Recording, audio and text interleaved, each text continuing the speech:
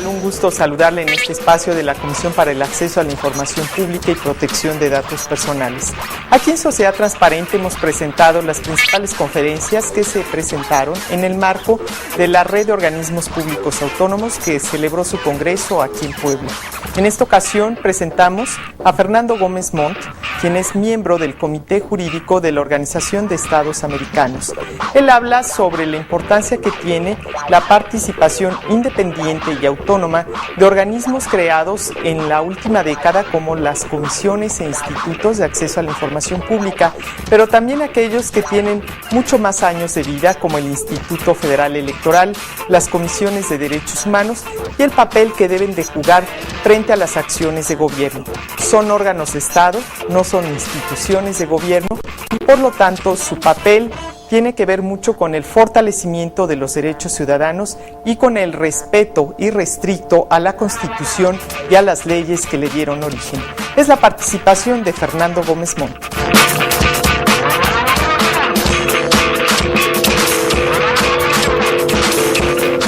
Tenemos que tener cuidado de construir pasados míticos que nos atrapan y no nos permiten una reflexión clara sobre cuáles son nuestros retos presentes y nuestros compromisos futuros. Yo oía con atención hace rato algunas de las intervenciones que clamaban la necesidad de reconstruir nuestra grandeza, la necesidad de reconstruir la confianza entre la sociedad y los organismos públicos, la necesidad de reconstruir procesos mediante los cuales se garanticen liderazgos democráticos responsables frente a la ciudadanía. Y digo que tengamos cuidado porque si nos anclamos a un pasado mítico en el cual asumimos que todas estas cosas existieron a plenitud y perfección, primero podemos generar una frustración frente a la distancia que hay entre ese pasado que nos construimos y los retos del presente.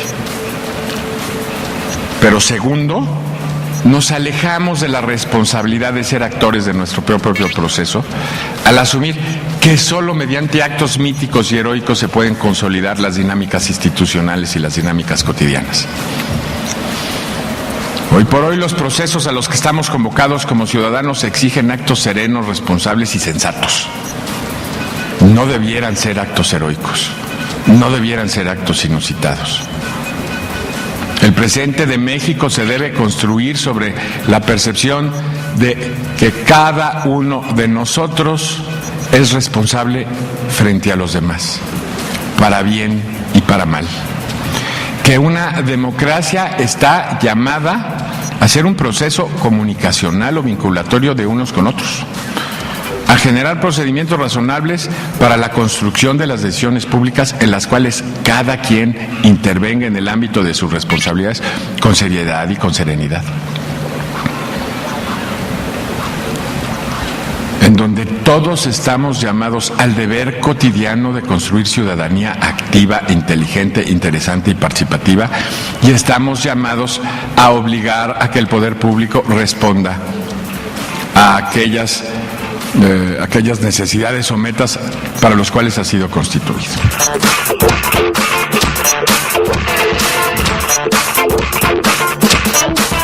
No tenemos que llegar a batallas grandiosas si tenemos la serenidad de construir instituciones que tengan como finalidad fundamental evitar el deterioro de la convivencia común, implantar a la paz y a la civilidad como un mecanismo de relación entre todos.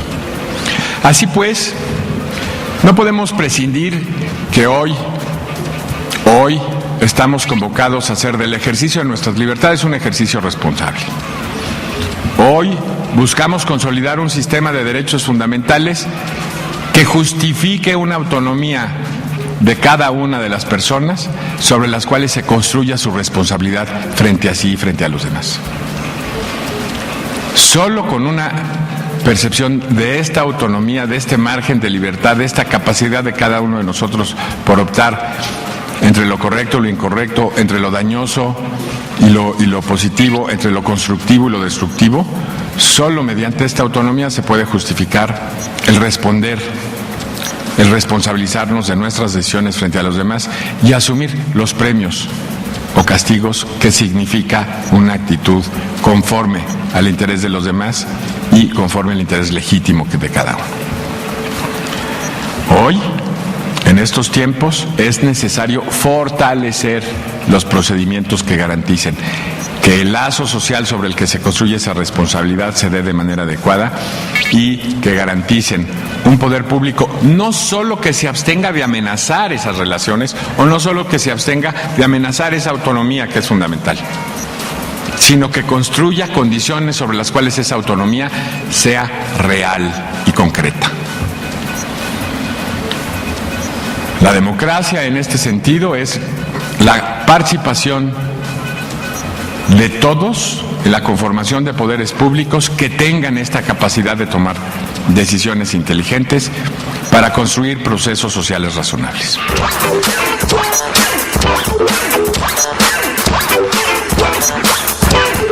La democracia, para que funcione, se tiene que construir sobre estos fines.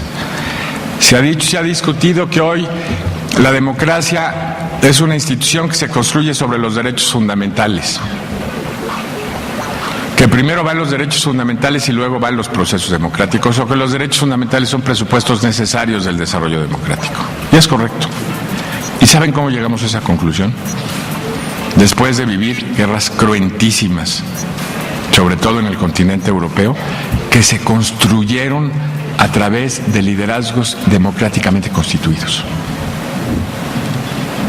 El proceso de universalización de los derechos fundamentales se construye sobre el trauma de la sociedad occidental que percibe la crisis de un Estado liberal que llevó a generar instituciones de odio, de intolerancia y por ende de violencia.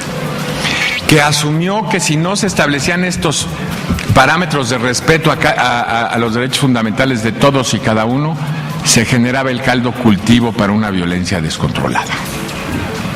Y cuando hablo de que son precisamente esos liderazgos democráticos los que incitaron al encono y a la violencia en la plataforma continental europea, en el centro de la producción del pensamiento occidental, que fueron las naciones que se decían más civilizadas en la conformación de un pensamiento profundo del ser y el hacer del hombre, las que generan esta violencia, que llegan y se construye una exigencia a establecer límites a los poderes públicos sobre los cuales se deben construir el ejercicio del poder público.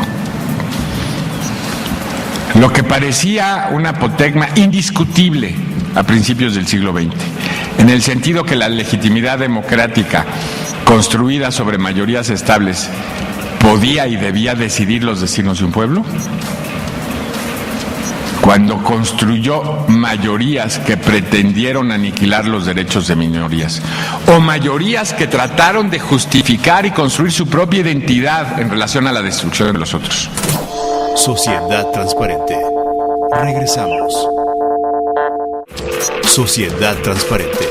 Continuamos.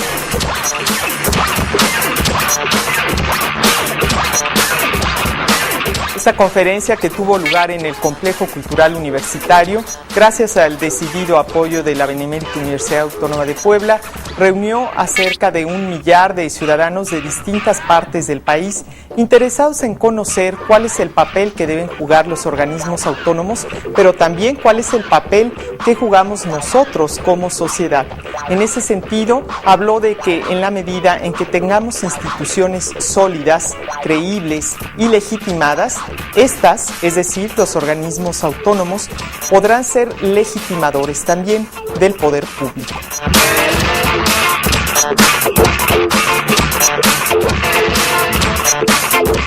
La convicción de que no cualquier democracia garantiza el respeto a la convivencia y la adecuada priorización de los intereses entre mayorías y minorías, la adecuada organización de una sociedad para poder superar sus propios problemas, que requiere de presupuestos éticos fundamentales para que esos procesos se den sin amenazar la sustancia fundamental de todo lazo social, que es la persona humana. Y hablo de esta tensión entre democracia y derechos fundamentales porque es esta tensión la que acaba justificando a los órganos autónomos. Porque es sobre la experiencia de esta tensión entre democracia y derechos fundamentales que las propias democracias empiezan a construir organismos más allá de la lógica constitutiva de los órganos democráticos para que sirvan como garantes de la integridad de los procesos públicos, para que estos no puedan desviarse y generar violencia en la sociedad que constituya el presupuesto de su propia destrucción, para que sean mecanismos estabilizadores del desarrollo democrático y que lo traten de contener en ámbitos de racionalidad y razonabilidad humana, para garantizar que los procesos democráticos sean mecanismos pacíficos de definición de lo público y de respeto a lo privado. Que estos mecanismos sean aptos para articular los intereses de todos y cada uno de nosotros a un interés general sobre el cual se construye la convivencia, y regreso este sentido de responder unos frente a otros sobre lo común. La gran diferencia entre la crisis del Estado liberal y el surgimiento del Estado constitucional que se funda sobre el respeto a los derechos fundamentales de los gobernados es la existencia de organismos autónomos capaces de controlar y someter a las mayorías electas al cumplimiento de los pactos constitutivos de los procesos democráticos. El primer gran rasgo fundamental que diferencia al Estado liberal del Estado constitucional es precisamente la existencia de estos organismos, distinguiéndose en primerísimo lugar la construcción de un poder constitucional que inclusive tiene capacidad contramayoritaria para anular los actos de una mayoría cuando atenta contra los derechos de las minorías o cuando atenta contra los fundamentos mismos del proceso democrático, como es el respeto a la autonomía de las personas. Analícenlo con toda claridad. La existencia de poderes judiciales autónomos por encima o con la capacidad de imponer criterios a las mayorías electas es lo que le da estabilidad a los procesos y distingue al Estado constitucional del Estado liberal.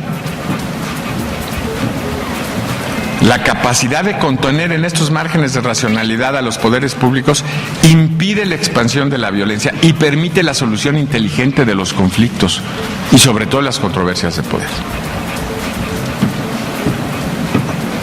Así que el primer aspecto fundacional es un poder contramayoritario capaz de someter a los poderes públicos al respeto a los derechos fundamentales.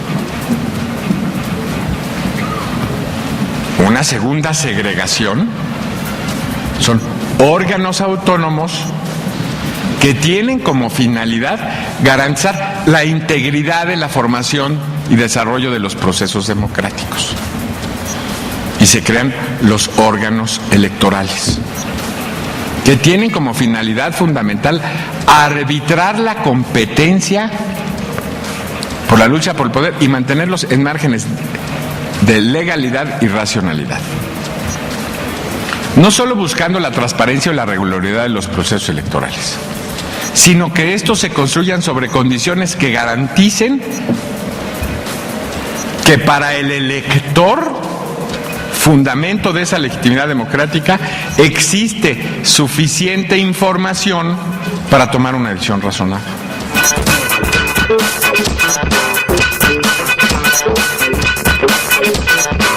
No solo se busca construir un procedimiento que nos garantice un voto un elector un voto, sino que garantice que esta conformación de los procesos se dé sobre bases racionales y razonables para que los cuales cada uno pueda entender cuáles son las opciones, las propuestas, los talentos y las debilidades de quien aspira a ser representante, a fin de que la legitimidad democrática se construya sobre ciertos mínimos de verdad, de racionalidad. Como otra vez tienen que arbitrar una competencia, se establecen mecanismos para que esos órganos puedan estar por encima de los intereses que compiten y sean capaces de constreñirlos al cumplimiento de reglas que luego tengan como resultado que el perdedor reconozca que bajo al respeto a las reglas es otro el ganador. Pero luego viene una nueva escisión, una nueva especialización en los órganos autónomos.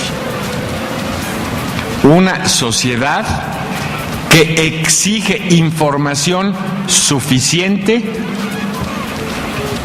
para dos premisas. Primero, el diagnóstico serio, sensato y ponderado de la realidad que se vive aquí y ahora.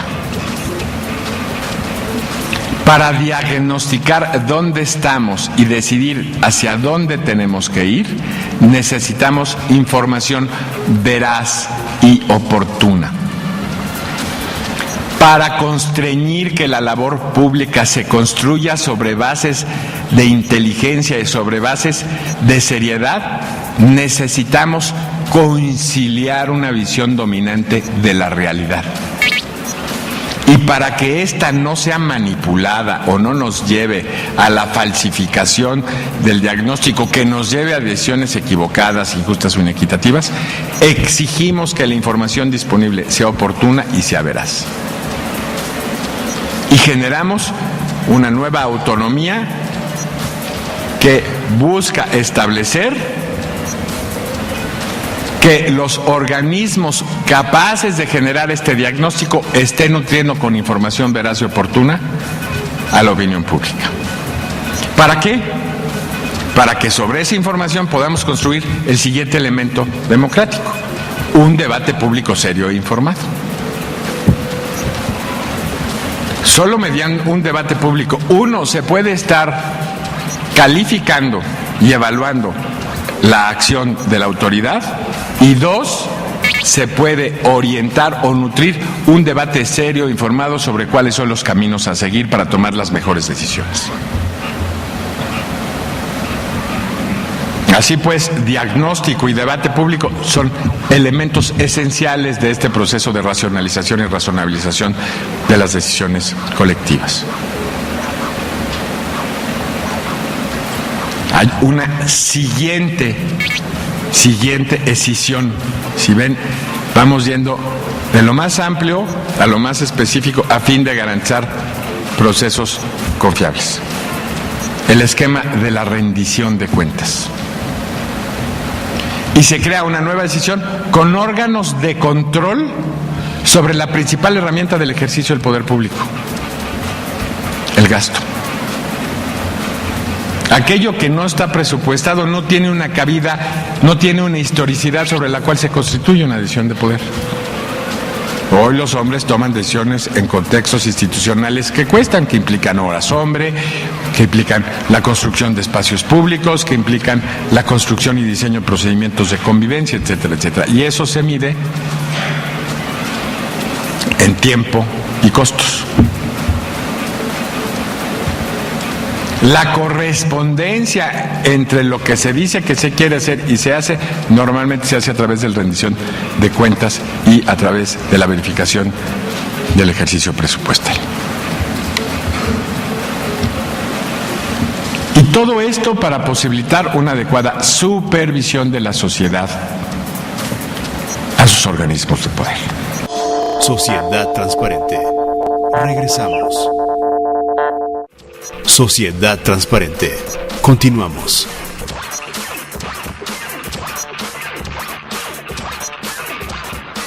Fernando Gómez Montt ha advertido que los organismos autónomos deben de ser vigilantes de la acción de gobierno, deben de ejercer una función de contrapeso para evitar el abuso y la arbitrariedad del poder público. Por eso, Fernando Gómez Montt invitó al respeto irrestricto a las acciones que desarrollan los organismos autónomos.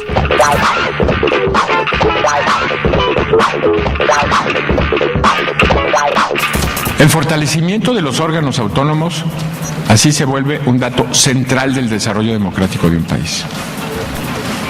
Para que se garantice que el poder no será desviado en perjuicio de nadie, o no será utilizado en perjuicio de nadie. Para que se garanticen procedimientos mediante los cuales todos construyamos un destino común y al mismo tiempo construyamos los espacios que nos reconozcan a todos y cada uno de nosotros como presupuesto del lazo que nos vincula. Para garantizar que este ejercicio implique la formación de mayorías que tengan la potencia suficiente para articular estos procedimientos y articular de manera razonable todos los intereses legítimos en una armonía con un interés general donde están los vínculos centrales que nos justifican como comunidad. Para que estos procedimientos se den con información veraz y oportuna y para que su resultado pueda ser debidamente evaluado. Respeto a derechos fundamentales, integridad de los procesos políticos, transparencia en la información pública, protección a los datos privados y rendición de cuentas, hoy son datos centrales en el ejercicio del poder público. ¿Por qué es esto una reflexión central en el aquí y ahora de México? ¿Por qué los organismos, fortalecer y defender la autonomía de los organismos públicos es central en este momento de la vida de México? Porque se van acelerando las alternancias. Porque tenemos que garantizar que las alternancias políticas en este país se construyan precisamente con respeto a estos presupuestos que las justifican, que las explican, que las estabilizan. Muchas veces nos golpeamos y nos laceramos con una autocrítica que no reconoce todo lo que hemos podido construir. Hoy en México sí hemos podido construir procesos políticos evaluables, verificables, predecibles. Una democracia donde los golpes de mano ya no se pueden dar de manera impune y el ejercicio del poder histriónico cada vez se encuentra menos espacios, donde los ciudadanos estamos más vinculados con el ejercicio de ese poder y exigimos no solo que rinda cuentas, sino que esté sometido a una racionalidad que sirva, donde los ciudadanos asumimos nuestro poder sobre las decisiones públicas y con ello la responsabilidad que significa. Invitamos a usted a que saque sus propias conclusiones. Es importante conocer la voz de los expertos para que podamos también tomar mejores decisiones y asumir un papel participativo de colaboración, pero sobre todo responsable en este abanico de posibilidades que tenemos hoy los ciudadanos para generar mejores gobiernos. Hola, buen día. Mi nombre es Roberto Alonso y estamos en la sección Puntos de Vista. El día de hoy abordaremos el tema de las leyes de acceso a la información en el país. En México, las leyes de acceso a la información comparten una estructura similar. Por un lado, establecen obligaciones de transparencia para todos los sujetos obligados que regulan. Las obligaciones de transparencia o información pública de oficio consisten en elementos informativos que todos los sujetos obligados deben difundir de manera permanente y actualizada sin que haya solicitudes de información de por medio. En sus sitios de internet, los sujetos obligados deben difundir este tipo de información, reconociendo que son sujetos obligados todas aquellas autoridades que deben disponer, además, de mecanismos que faciliten la recepción y el trámite de las solicitudes de información. Entre otras obligaciones de transparencia, la ley estatal reconoce, por ejemplo, la estructura orgánica de los sujetos obligados, la remuneración mensual neta de los niveles jerárquicos de los sujetos obligados, cuáles son sus funciones, sus objetivos y actividades relevantes, las auditorías que han recibido, así como los resultados de estas auditorías, las concesiones, los permisos y las autorizaciones que los sujetos obligados en el desempeño de sus funciones asignan, los servicios que ofrecen, junto con los trámites que hay que completar para acceder o verse beneficiado con estos servicios, y también sus indicadores de gestión. Por otra parte, las leyes de acceso a la información desarrollan y detallan el procedimiento necesario para que las personas puedan consultar y acceder a la información pública. Entre otros requisitos que los solicitantes o los interesados en información pública deben cubrir es la necesidad de registrarse, la necesidad de formular una petición, señalar con claridad el sujeto obligado al que va dirigida la petición o la solicitud, y elegir también la modalidad en la que el interesado o el solicitante desea tener acceso a la información u obtenerla. Con las solicitudes de información y con la consulta de las obligaciones de transparencia, es posible exigir a los sujetos obligados un mejor desempeño, un desempeño eficaz, eficiente y efectivo, así como un ejercicio transparente de los recursos públicos. Nos vemos la próxima. Bueno, pues llegamos al final de este programa. Ojalá les haya interesado. Creo que es importante la magia de la televisión que nos permite trasladarnos a otros momentos y a otros lugares.